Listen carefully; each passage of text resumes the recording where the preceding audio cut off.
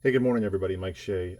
So yesterday I had a seller meeting with a pizza parlor, and it was a successful pizza parlor doing, north of $1 million and had super fantastic records. Turns out the gentleman had listed the business with a broker for 3 or 4 months. So first strike, um, that really doesn't work. There are seasons in business brokerage, and 3 or 4 months is just the beginning. The average business takes 12 months to sell. And then he told me that he had listed it for 450 and had no action. So I asked him, was the guy a business broker? And he says, I don't know. He was a commercial broker. So that was the second mistake. The second mistake being that a commercial real estate broker generally doesn't belong to the listing sites and does not network amongst business brokers. So it's like kind of like going to fish for trout and you're in the Atlantic Ocean. The thing you're trying to catch isn't swimming in the pond or you're dropping your hook. So that was the second strike.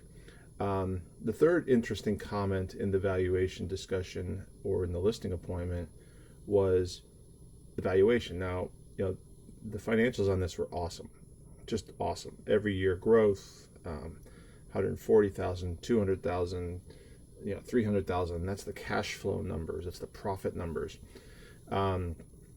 And he goes, well, I understood the valuations to be 1.5 multiples. So obviously he was out there talking to people in the industry. Now, the funny thing about pizza parlors is that there's usually a lot of cash. So when I had pulled the multiples from the MLS, the data sample, basically there were very few that had provable tax returns as the source document. And what we find is that when you actually have clean books and records, the value of the business dramatically jumps because the number of buyers who have confidence in making the purchase dramatically jumps, as to does the ability to finance the transaction. In pizza parlors, because there's a lot of cash and the books rarely reflect what reality is, they can't be banked, therefore the multiples are low. Therefore the multiples of 1.5 get bandied about in the industry. The other comment I would make is that when you're selling, you don't want to sell to somebody in your industry necessarily because their worldview is based upon the data points that they see. They don't know that the world is round if everything around them is flat. They don't know what can happen when their data points are only what's inside their purview. And the data actually shows otherwise. The data actually shows that it's more likely a 2 to 2.5 multiple on cash flow.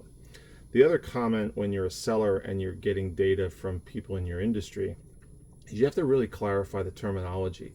What is it a multiple of? Is it a multiple of EBITDA? Is it a multiple of EBIT? Is it a multiple of seller's discretionary cash flow? Is equipment included in that number? Is inventory included in that number? All those things are important to know from a data analysis standpoint when you go to market. So we'll find out if I got the listing today, but the 3 lessons learned. 1, when you're listing, make sure the broker is actually active in the business brokerage community if they're going to sell a business, not commercial. There's a difference. I've been practicing for 16 years and only once sold a piece of land, and that was part of a transaction.